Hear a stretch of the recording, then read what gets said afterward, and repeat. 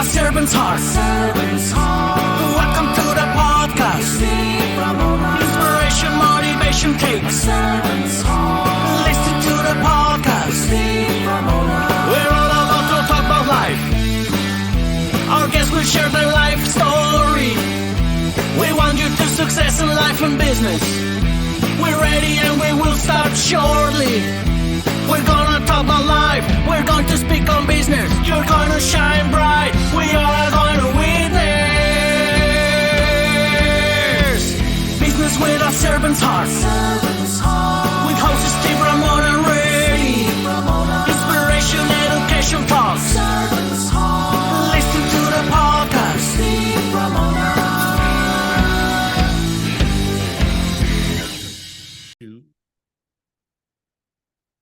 Welcome, everyone, to Doing Business with a Servant's Heart podcast. I'm your host, Steve Ramona. I am thrilled to have you join us today. This podcast is dedicated to exploring the idea of doing business and living life with a purpose, serving others, and yes, achieving success. Don't we all want success? We believe that when we approach our work and our lives with a servant's heart, we can truly make a difference. And we created this show for you because we want everyone to be motivated, inspired, and educated to make an impact in your world. Whether you're an entrepreneur, a community leader, or simply someone looking to bring more purpose into your daily life, these podcasts is here to support and uplift you. So I want you to think about it. This guest is going to blow you away. Pull a piece of paper out and a pen because you're going to want to take notes. I've got my pad ready. I want you to think about how you're going to serve today, and what impact you're going to create today. And the key word there is today. Don't wait till tomorrow. Serve somebody today. Today's episode is brought to you by our amazing sponsor, Pantheon Alliance. Picture yourself joining an elite community of thriving business owners from a variety of industries, all working together to create a powerful referral marketplace. It's an incredible opportunity to expand your network and elevate your business to new heights. Reach out to me and I'll get you more information. So I'm excited. I mentioned the impact in my monologue. This lady is such an impact. You know what? She's got a servant's heart. She's just a wonderful human being. Kathy, welcome to the show. Thank you, Steve. It's a pleasure to be here. So we're talking, I met you a few weeks ago. We were talking before the show about what you do. Let's dive into it because it's so unique and powerful. Yeah, so what we do, what we're very good at is really tapping into human potential. I believe through not just experience and research, but also working with people closely, that there is inherent power within each and every human being, each and every leader, each and every servant heart that has not been harnessed. And our job, my job, has been to explore that, bring that out. So get to the core of each individual, bring that out so that they can shine, so they can shine through their genius. It's a journey that I personally took. It took me a number of years to accomplish that for myself. I've made a lot of mistakes, and getting to where I'm at today, where I'm serving people and really getting to the core of the authentic servant hearts that are out there is really what I live for. And it's incredible to see people light up. It's a journey that takes time. And everyone's time frame is different. It could take 2 weeks, it could take a year. It just depends on where they're at. So we meet them where they're at and bring them, walk them across, loving them through a process that's otherwise not that easy. And the result is that not only do they feel good, but there's that they've harnessed that power, so they lead with that. So there's a book, very good book that I read back in 2000 that started me on this path called Power versus Force. So Dr. Hawkins, who had been studying and researching consciousness, human consciousness, which is the life force behind all that is. And he found that once people go up the map of consciousness to level courage, which is 200 hertz, then they operate from a place of power, which means that they run into all the right circumstances, they get introduced to all the right people, and all their efforts are really compounded in such a way that things seem effortless, seamless. And whereas if you're under courage, in ego energy, mostly things like pride, anger, anxiety and stress and overwhelm, always being busy. That level of consciousness is force. You have to force things to happen. Everything takes longer. You have to go through a lot of wrong people before you meet the right person. So really, it's that distinction. So our goal is to really bring everyone to courage and above, so that they can experience life the way that it was meant to be experienced, which is move from glory to glory. There's no downtime, Yeah. And another thing this framework does, is it gives the leader, the business owner, the ability to distinguish truth from falsehood very quickly. So tapping into those types of things, and their intuition increases, and all of those things that are really, you can't put a price tag on that. I like the scale, because we talked about that before when we first met before the show. I like this so people can see it. It's like your weight. If you're 200 pounds and tomorrow you're 190, you've lost weight. Okay. It gives you feedback, I guess. And that's kind of what this scale does, or that kind of does, right?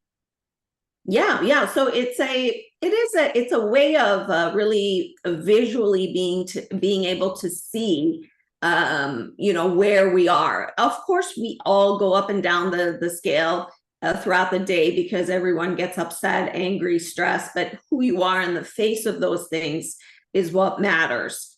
How quickly you self-regulate is what matters. And these are the critical skills that we impart to all the leaders we coach and train, because everybody's going to have anxiety and stress. That doesn't change. It's your attitude towards it. It's how quickly are you able to self-regulate when someone makes you upset. It's how you view the world, how the world occurs to you. These are dynamics that in leadership is 90% of the game. 80 to 90% of the game is who you are and how you react to situations. And 10 to 20% is strategy, though we introduce strategy as well. But we put a big amount of emphasis on up front, because who you are as a leader, how you show up, what your presence is in every situation matters most. Before you utter a word, people know where you're at. So it's very important for all leaders to be very keen about this concept, because if they don't, they're missing 80% of the game. Yeah. And we're fallible, so we are going to go up and down. And I love the regulator. That's so perfect. And to be a servant's heart, the name of this show, or a servant leader, you need this stuff, because it starts with you, right? Absolutely. And the more you tap into that power within you, the more you're able to serve. Yeah, that's such a cool. I love that. So the word genius came out a couple times. Love the word, but scary for people. Explain genius, what you mean by that, and the whole mission with it. Yeah, there is a level of genius that that one gift that every single human has been gifted with. So most people go through life without knowing what that is, or searching their entire life outside of themselves for such a thing. But that answer also exists within. And the way to get to that, it requires a lot of inner work, and it requires taming our ego so that we stay out of judgment, criticism, comparison, and going through that exercise, that meaningful deep inner work with people. It results in them really honing in to, what is that one note I was meant to sing?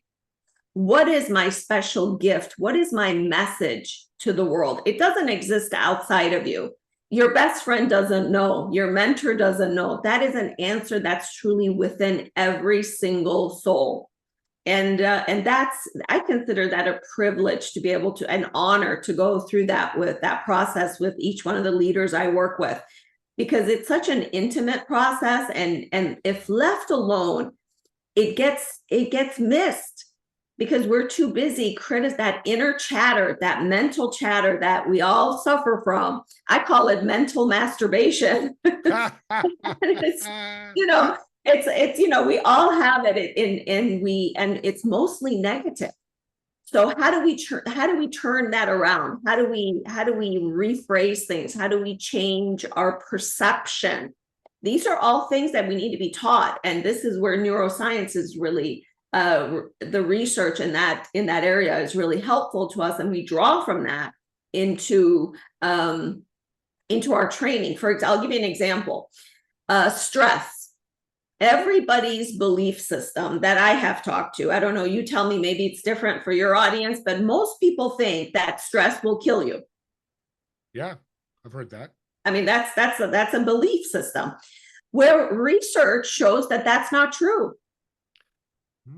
There's a number of research that's done by Stanford University, Harvard University. These are big establishments, very credible, 8-year research, 20-year research, 30-year research. And they divide people into groups. One group that is convinced stress will kill you, and one group who has a different perception about it, different way of looking at it. They think of stress as a springboard to action. So they view stress as a positive thing. Okay, no big deal, I'm stressed. It's not going to kill me. I just use the energy to do something productive. And, there's a bunch of other attitudes, but that's just one example. And they followed up. Years into the research, many of the people who thought stress kills you were already dead. Wow. Whereas the same demographic, same amount of research, same amount of stress, these people's markers of health was better than the people who did not have a stressful life. Wow. See how now, so knowing that, I hope that you change your view about stress. You just did, because it makes sense to me, because if I don't want to have stress, I try to avoid stress, I get more stress. Yeah. Is that what's happening? Exactly. Because what you resist persists. Yeah. Interesting. That is, audience, that's a game changer. That's $1 million comment right there. Run with that. Yeah, and it's a life changer. It's a game changer for the clients we work with, because it's a truth. As human beings, we're a lot more resilient, a lot more. We have the ability to have perseverance. We have the ability to face all kinds of things and come out the other side. Whereas we're conditioned and thought. And the thought process that goes around negative emotions is that I'm this feeble, this poor me, and all these things are happening to me. So we have a victim mindset and victim mindset upbringing. And though I don't want people to walk away from this interview thinking that they're weak or there's something wrong with them. And I want them to really have the opposite, that there's nothing wrong with you. That's our message. There's absolutely nothing wrong with you. Quite opposite. There's a genius within you. There's many talents within you, and you have the ability to do anything that you want. All you have to do is tap into that potential. And that's what our work is all about, is teaching people how to do that. Because most people, if left alone, can't do it on their own. It's hard. Yeah. It reminds me of the stories we've heard of mothers lifting cars up because their child's under there. There should be no way, but that's the power of us in this big old head, my big old head. My big old head. Everyone can say that, right? Everyone can. Yeah, exactly. I love big head. That means you got a big brain. I'm kind of smart.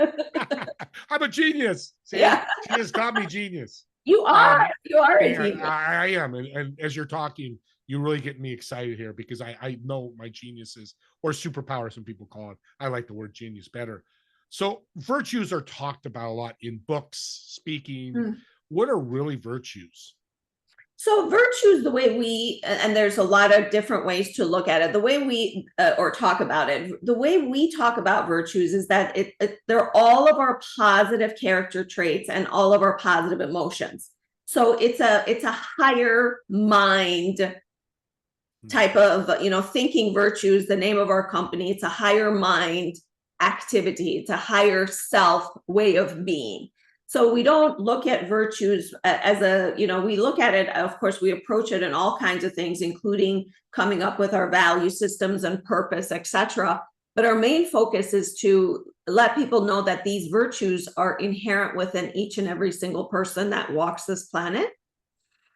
Every single sentient being has virtues, and it's just a matter of which ones. It's important, though, to take the time to decide which ones you value most, so that it can become kind of your mantra, kind of the way that we use that. Once we hone into people's virtues, we use that for them to have their mind hooked on, so that they can self-regulate easier.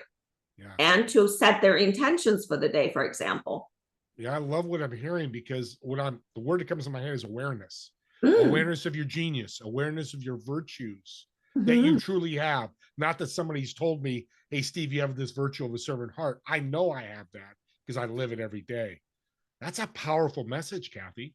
It's very powerful. It's that level of awareness, just as you mentioned, is a level of knowingness. So we want to take people away from their beliefs and have them step into this level of self-awareness that's there, that they know. For example, I don't believe in God.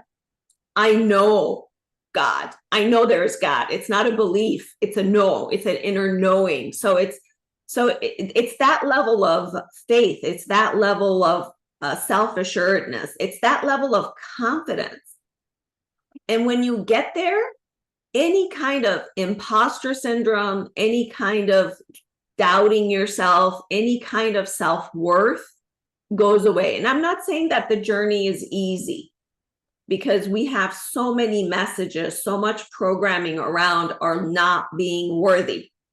Yeah. I am, most people, I have yet to meet a person who has not struggled with that, myself included. I think we're all, we all struggle with that, because it is something that we've been conditioned with. And I think that if we're truly honest with ourselves, we know that. And the important thing is to, once you acknowledge it, then you want to get rid of it, because it's a falsehood. Each and every single person walking this planet is a precious expression of life. Yeah, so beautiful. It's a magnificent expression of life. So so we want to get rid of the falsehood and step into the truth. Does that answer your question? Tremendously. And I'm thinking social media, talking about somebody will knock down your virtues. We're not going to talk about, good, bad. There's good, bad, and everything. But I know people, because people dying by suicide are increasing because of social media. That's just out there. Audience, check the facts, because I've seen them, I've looked them up and done research. That's why I love what you do. Because now my awareness of my virtues and my genius, when somebody puts on there, oh, Steve has a bad podcast. Yeah.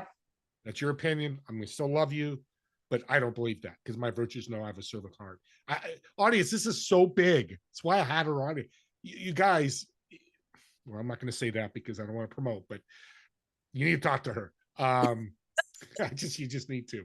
Well, go ahead. Yeah, so you brought up a very good point, because there's, what I don't want people to think, because a lot of people see our brand and think that we're this high and mighty virtuous, and they do a lot of virtue signaling. Well, that's not what it's about. Virtue signaling is not the same as thinking virtues. Thinking virtues is like thinking with a servant's heart. It's thinking with an open heart. Thinking with an empathetic, compassionate, caring heart, approaching the world like everyone we encounter is like us, is us. There's no difference between me and you in terms of thinking virtues is concerned. That's our belief system.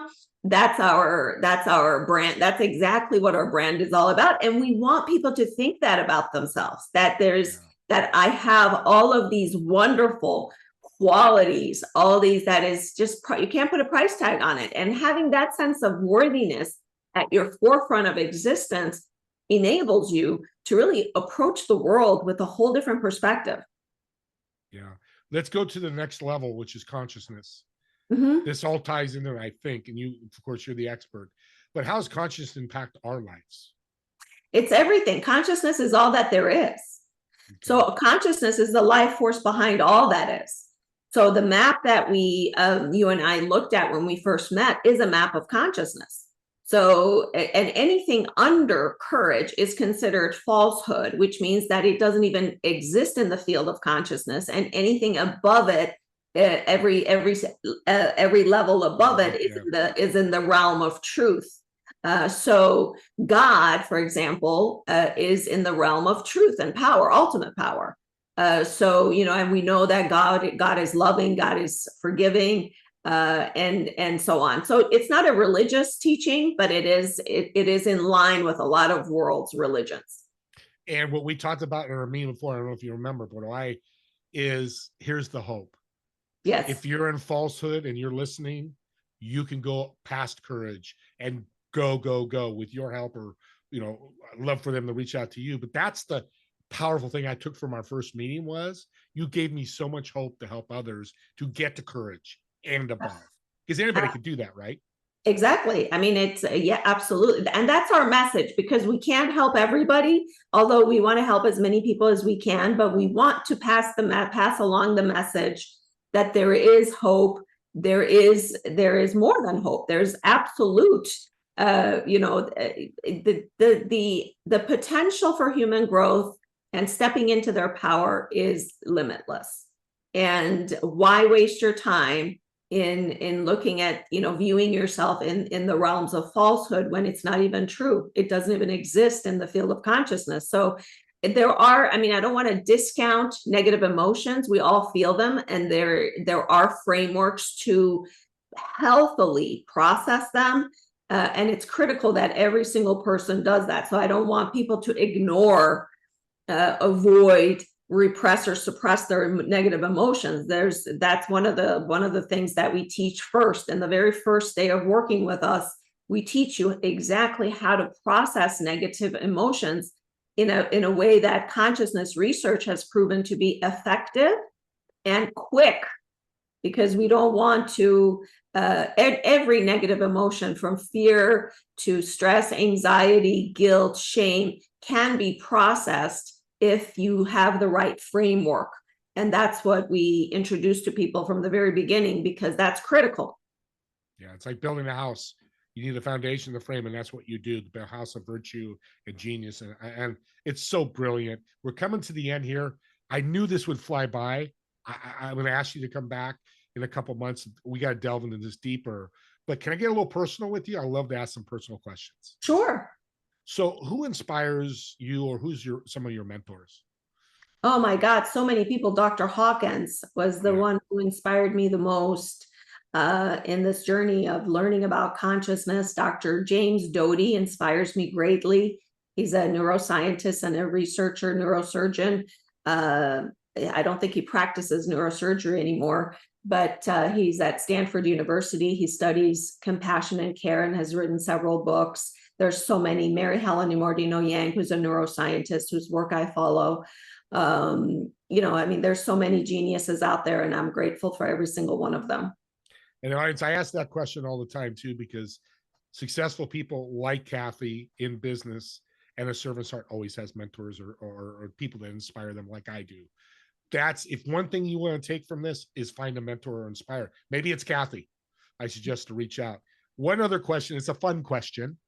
So you're going out to dinner. You've got a table of 4. You've got one of the chairs. Who, dead or alive, sits in those 3 chairs, and why? And what food would you order? Oh, I would love to have dinner with Carl Jung, the psychologist, and Freud and David Hawkins together. Oh, and I would probably put in Socrates, because I'm you can add a 4th. Yeah, this is your table. Yeah, we'll just bring another chair in. So Socrates, I would love to have a conversation, because I've studied virtues for over 20 years. And those were the teaching. Socrates himself never wrote anything, but Plato and Aristotle did. And so I read all of their thought processes around virtues, and I find them fascinating, because it's such a higher mind activity. You know, it's contemplating the different ways that they thought about it is really powerful and important. Has been a really critical part of my life. Yeah, that's beautiful. What a great table. Love to be on that, a fly on that wall to hear what those guys are talking about. I want to thank you, Kathy. This has been a brilliant show. You really inspired and motivated and educated my audience, and we'll continue doing that as people listen to this podcast. So thank you again. How can people find you? Thank you, Steve. First of all, I wanted to thank you for having me on your show. You do beautiful work, and you're such an amazing soul yourself. I appreciate being introduced to you and really have enjoyed our friendship. People can contact us at info@thinkvirtues.com. Our website is thinkvirtues.com. And we have a big presence on LinkedIn. We do a bunch of complimentary expert sessions for people to come in and learn about our work. And so, yeah, we welcome everyone. And audience, again, I'm going to add this. This is why she's a servant's heart. And I tell you guys all the time, if you do anything, especially coaching or have free programs, give away your stuff because they need to understand you and understand what you do. She just mentioned that. And that's why she was on this show, for many other reasons as well. So thank you, Kathy. And don't forget my TV show, Together We Serve, every Friday at 2 p.m. Pacific, 5 p.m. Eastern. And, on your YouTube, which will come out in a couple of days, comment on this podcast. I'll get the message to her. All this information will be in the show notes as well. But I'd love for you to comment after you listen. I'd love to hear your response to this, because I think it's going to be very positive, because I'm fired up right now to talk about my virtues and my genius. So thank you again. And we look forward to seeing all of you at the next episode of Doing Business with a Servant's Heart. See you all later.